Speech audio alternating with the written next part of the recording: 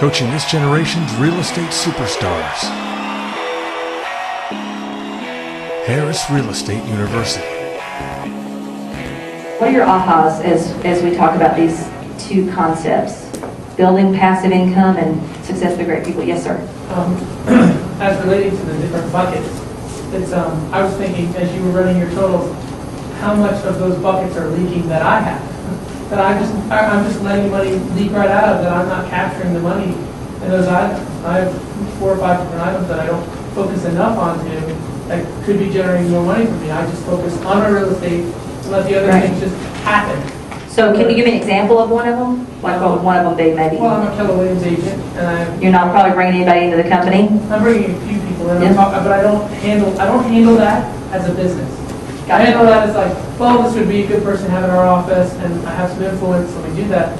I know I have a little more influence in my town, and I don't assert it and treat it as a business. Great point.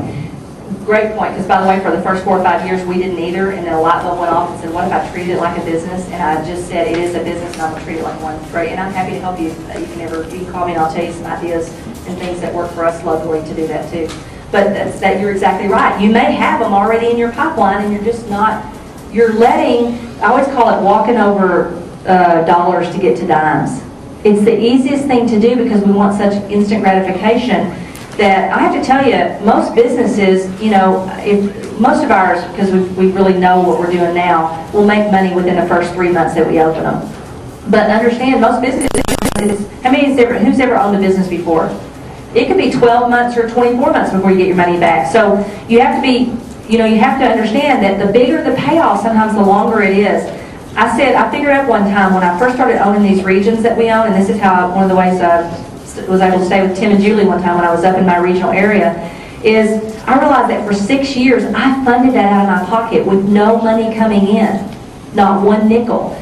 So that's what's hard. As real estate agents, we like to do a deal today and get paid in 30 days. When you start changing that mind shift to get to passive money, it's a little different. It takes a little longer. And what the other thing I think is our big problem is, when I say some of those numbers as opposed to doing $1.5 million in gross commissions, they look like nothing, don't they? I mean, you think 140,000, 70,000, nothing. But what you realize is the effort that I'm having to do to get it, and it's coming in always.